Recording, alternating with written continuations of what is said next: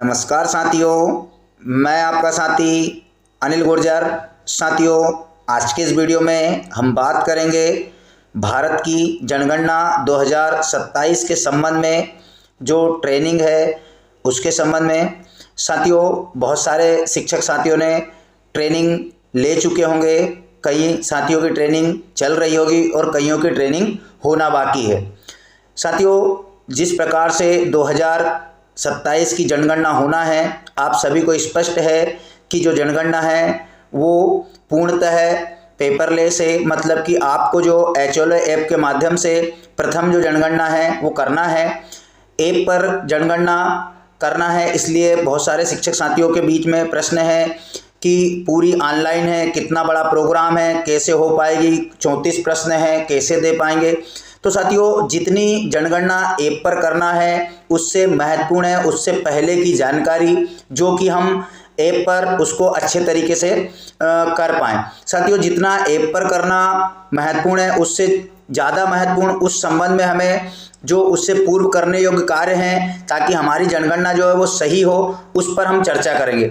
तो आप सभी से निवेदन है कि आप वीडियो देखें, लेकिन जिन शिक्षक साथियों की ट्रेनिंग प्रशिक्षण चल रहे हैं और जिनके होना बाकी है, साथियों आपसे एक विशेष अनुरोध है कि ट्रेनिंग को पूर्ण मनोयोग से लें, क्योंकि आपको जो है जनगणना संबंधी कार्य जब करना होगा तब आपको परेशानी ना आए। इसलिए जो 3 दिवसीय प्रशिक्षण हो रहे हैं आपके, उसको पूर्ण मनोयोग से एवं समझ के साथ लें, उसमें कतई कोताही ना बरतें। तो सबसे मुख्य पॉइंट और बिंदु है कि आप जो है जितने वीडियो देखेंगे उससे अधिक महत्वपूर्ण रहेगा कि आप अपने प्रशिक्षक महोदय से पूर्णतः ट्रेनिंग अच्छे से लें।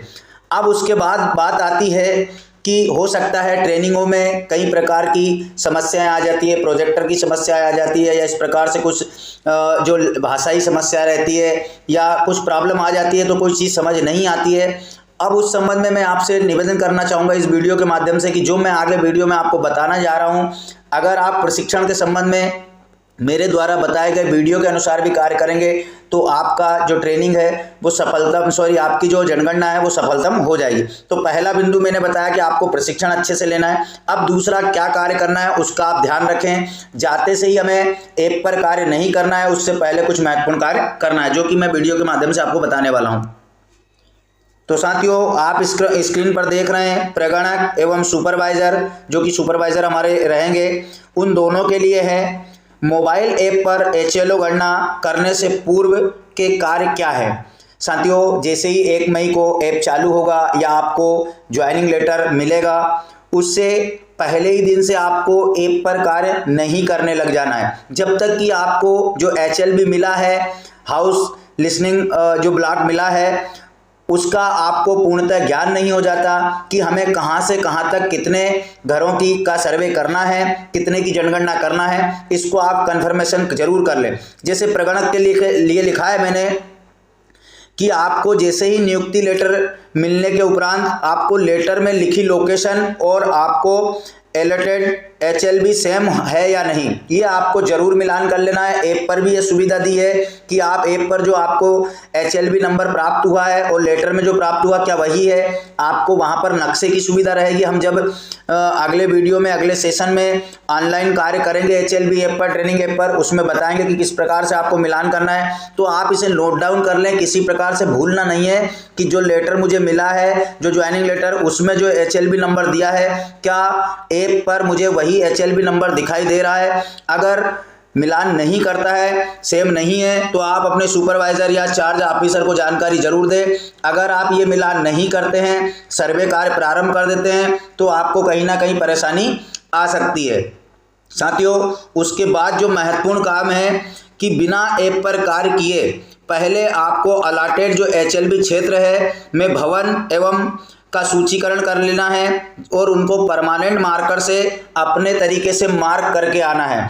और साथियों, जब तक आप HLB क्षेत्र का भ्रमण नहीं करेंगे, उनका सूचीकरण नहीं करोगे, तब तक आप जो है नजरी नक्शा तैयार नहीं कर सकते, क्योंकि नजरी नक्शा भी एक अपने आप में बहुत बड़ी भूमिका निभाता है। तो आपको दूसरा काम क्या करना है कि जैसे ही आप उस गांव में अपने क्षेत्र में पहुंचोगे, जो आपको अलर्ट हुआ है, सबसे पहले आपको भवन और मकानों की सूचीकरण कर लेना है, गणना कर लेना है। साथियों, आपको इस वीडियो में मैं जो आगे बताऊंगा आपको इस वीडियो के माध्यम से कि भवन, मकान, परिसर, परिवार किसे कहते हैं, इतने अच्छे तरीके से आपको समझाने का प्रयास करेंगे कि कहीं कोई कन्फ्यूजन नहीं रहेगा। चाहे कितनी भी बड़ी बिल्डिंग क्यों ना मिल जाए आपको, या कैसा भी मकान भवन क्यों ना मिल जाए, आप उसमें एक एक चीज़ को बहुत अच्छी तरीके से कर पाओगे। तो उसके लिए आगे एक एक वीडियो जो है प्रशिक्षण के आते रहेंगे। तो आपसे निवेदन है कि जिन साथियों ने अभी तक चैनल सब्सक्राइब नहीं किया है, प्लीज़ चैनल सब्सक्राइब कर लीजिए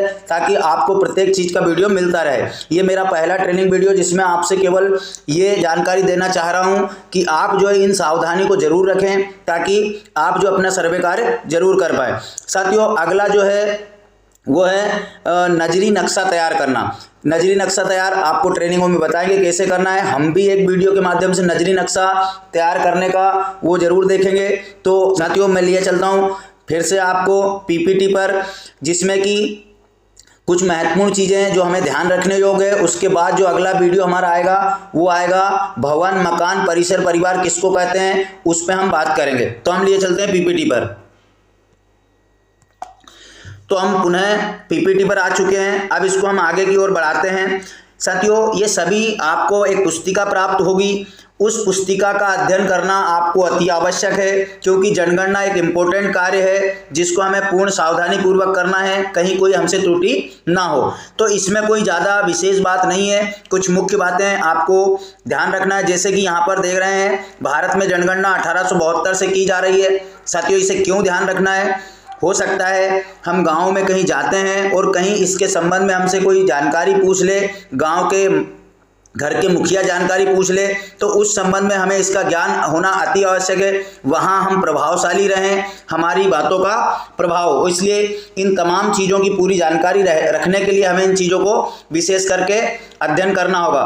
तो ये वाला जो पोर्शन है, भारत के जनगणना आयुक्त की ओर से ये जो निवेदन है, उसको हमें पूरा पढ़ लेना है। कौन सी जनगणना है, कितने हो चुकी है, कितने वर्षों तक हो रही है, तो ये चीज़ें आपको ध्यान रखना है। इसके बाद जो है साथियों, आप देख रहे हैं ये संक्षेपों की सूची, ये भी बहुत महत्वपूर्ण है। इसका आप चाहो तो एक प्रिंट आउट निकला सकते हो, आपके पास पुस्तिका रहेगी, पीपीटी रहेगी, लेकिन उसके बावजूद भी अगर आप चाहो तो इसका एक पीपी भी निकला सकते हो, जिससे कि ये आपके नज़र में रहे, क्योंकि इसमें जो शब्द आ रहे हैं उन तमाम शब्दों का उपयोग आपको जनगणना करते समय उपयोग होने वाला है। कई बार आप कंफ्यूज हो जाओगे कि इसका मतलब क्या है, तो इन जो संक्षेपों की सूची है ये आपको बहुत काम आने वाली है। इसी के अनुसार जो है आप उनको अच्छे से समझ पाओगे और इसका नॉलेज हमें होना भी आवश्यक है। तो ये भी बहुत महत्वपूर्ण है, इसका आप एक प्रिंट आउट निकलाकर अपने पास जरूर रखें और इसको ध्यान में रखें। साथियों, उसके बाद यहाँ पर प्रगणक एवं पर्यवेक्षक द्वारा किए जाने वाले महत्वपूर्ण कार्य, ये बहुत सरल तरीके से 5 कार्यों में सीधा सा समझाया गया है। इसका आपको ध्यान रखना है।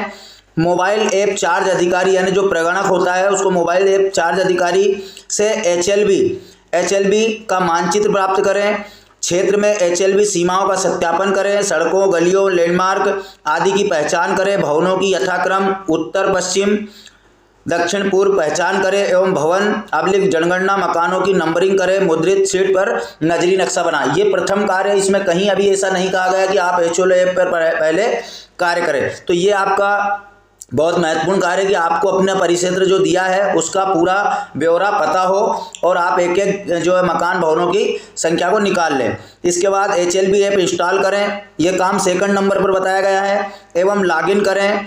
नजरी नक्शे से भवनों एवं जनगणना मकानों की अक्षेपिक संख्या भरें। साथियों, क्योंकि इसमें जैसे ही हम ऐप ओपन करते हैं तो वहाँ पर प्रथम में ही आपको आपके परिसीमन क्षेत्र में भवनों की संख्या कितनी है और मकानों की संख्या कितनी है वो प्रश्न पूछा जाता है, जहाँ पर आपको अनुमानित भरना होता है। और वहाँ पर जो आप अनुमानित भरेंगे उससे अधिक हो सकते हैं, उससे कम नहीं होना चाहिए। तो यहाँ पर ध्यान रखना है कि हमें पहले गिनती कर लेना है।